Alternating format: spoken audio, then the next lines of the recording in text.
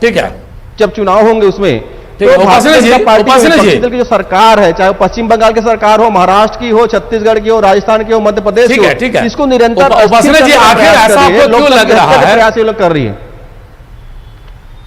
तो क्या आप धनंजय जी, क्या आपको लग रहा है छत्तीसगढ़ की सरकार को भी अस्थिर करने की प्रयास है बीजेपी की? जैसे आप कह रहे हैं कि भारतीय जनता पार्टी का तो मूल मंत्र है, भारतीय जनता पार्टी का मूल मंत्र है लोकतंत्र के विपरीत जाके काम करना, जनता के इच्छाओं के विपरीत जाके काम करना। जनता के द्वारा चुनी हुई सरकार जहां जहां पर है, जहां भारतीय जनता पार्टी विपक्षी दल के लोग हैं, उनको अस्थिर करने का निरंतर प्रयास कर रहे हैं। मैं महाराष्ट्र की बात कर लूं, पश्चिम बंगाल की बात कर लूं, मध्य प्रदेश में जो हुआ घटनाक्रम किसी छुपा नहीं है, राजस्थान में इनके जो रोक लगी हुई है, तो कहीं ना आपका जवाब चाहूंगा में लगी हुई है। उपासना जी, मैं इसी पे आपका जवाब चाहूंगा। आप लोग का सीधा आरोप है कि आप जानबूझ के जहां लोकतांत्रिक तरीके से चुने हुए सरकार है उसको अस्थिर कर रहे हैं। भारतीय जनता पार्टी ने वो सब नहीं किया जो कांग्रेस ने 60 सालों तक और विपक्ष की सरकारों को भंग करने का काम किया, अस्थिर करने का काम किया। इतिहास साक्षी है, यदि उसको एक एक कर गिना है तो सारा कांग्रेस का खाका जो है वो सामने आ जाएगा। लेकिन जिस प्रकार से कांग्रेस के अंदर आज वर्तमान में पूरे देश महाराष्ट्र की घटना देखे हैं, की लहर चल, महाराष्ट्र की जनता सो के नहीं उठ पाती है, राज्यपाल महोदय जी मुख्यमंत्री की शपथ दिला देते हैं। अब आप ही बोल लीजिए, अब आप ही बोल लीजिए, चलिए बोल लीजिए, आप बोल लीजिए। नहीं, आइए बोलिए उपास जी, बात रखिए आप। मैं चुप हो जाता हूँ। नहीं बोलिए, धनंजय जी बोलिए। ये कांग्रेस के प्रवक्ताओं के टैक्स हो गई है। नहीं बोल लीजिए, बोलने दीजिए उनको, बोलने दीजिए, बोलिए डिस्कशन करते हैं। मैं आपको समय देता हूँ, मेरा समय मैं आपको देता हूँ, चलिए बोलिए, मेरा समय मैं आपको देता हूँ, बोलिए आप। ये तो बोलिए ना, आपका बोलने के लिए कुछ बचा ही नहीं है, विधानसभा में होता है, बोलने के लिए कुछ बचा ही नहीं है। नहीं मेरे पास नहीं है, आपके पास है, बोलिए ना आप बोलिए, आप ही लोगों को तो बोलना है, बोलिए। उपासना जी, मेरा सीधा सवाल है आपसे, चलिए मैं मौन हूं, आप बोलिए। जिस हिसाब से परिस्थितियां हैं, देखिए होता जी, मैं पहले ही आपको बोल चुका हूं, यदि आपको मेरे को बुलाना है तो ऐसे प्रवक्ताओं को मत बुलाइए जो बीच में बोलते हैं।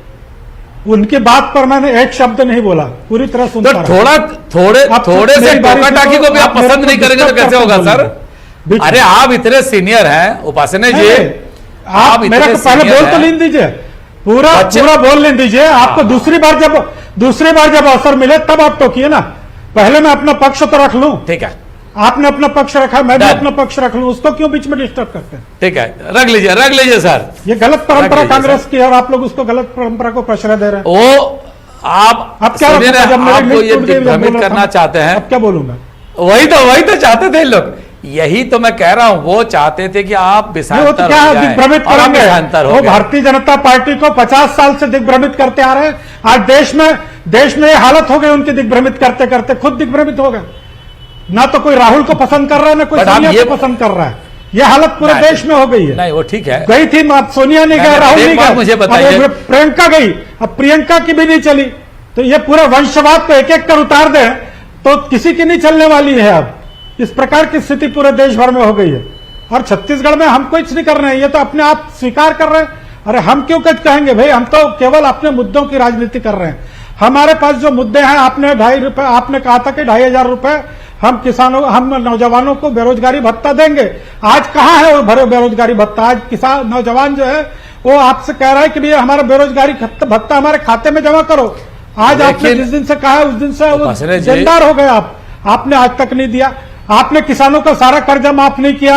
आज भी किसानों के सारे बैंक के नोटिसें आ रही है, किसान आज भी चला गया है।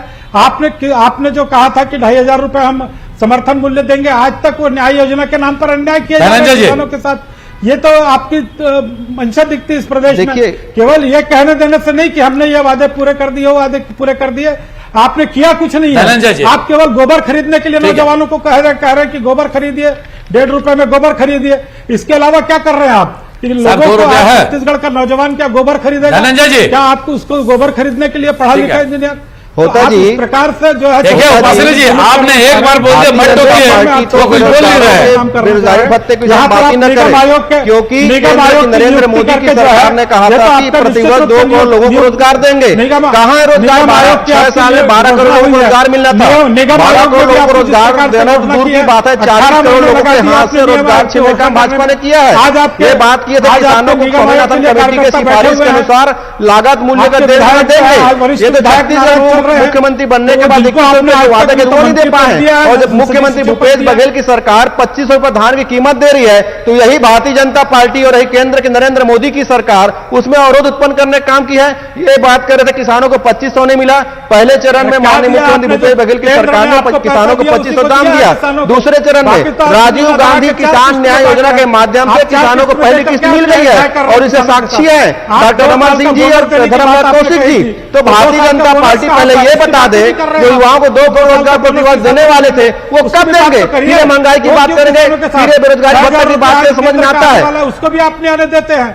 आप स्वास्थ्य योजना यहाँ पर लागू नहीं किया। किसान सम्मान निधि के नाम से छत्तीसगढ़ सहित पूरे देश के किसानों का अपमान भारतीय जनता पार्टी ने किया है। खाद बीज के दाम इन्होंने बढ़ा दिया, डीजल में लूट मार करने का काम केंद्र के नरेंद्र मोदी की सरकार करिए।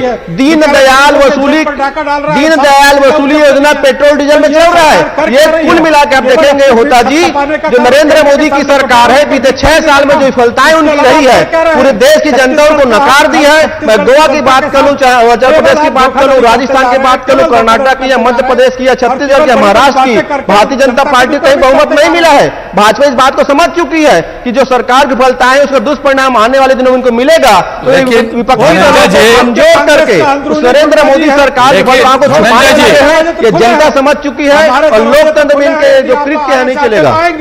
ना धनंजय जी, पर आपके लोग जा रहे हैं, धनंजय जी, तो आप देखिए आप लोग अपने घर में संभाल नहीं पा रहे हैं लोगों को, ये आपकी कमजोरी है।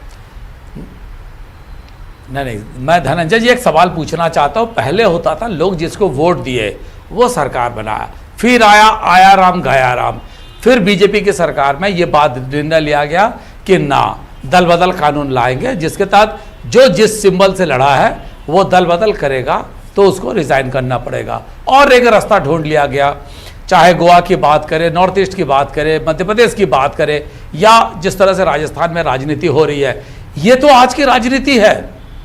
आपको तो आयदर राजनीति को सुचिता की बात जब करते हैं तो जब आप सत्ता में रहेंगे तब कानून लाएंगे, इससे कैसे बचना है, या फिर जो राजनीति अभी हो रही है इसको काउंटर करने का आपके पास फॉर्मूला क्या है धनंजय जी? देखिए, जिस प्रकार से श्री नरेंद्र मोदी जी की सरकार सीबीआई को, ईडी को, इनकम टैक्स डिपार्टमेंट को भेजकर जो विपक्ष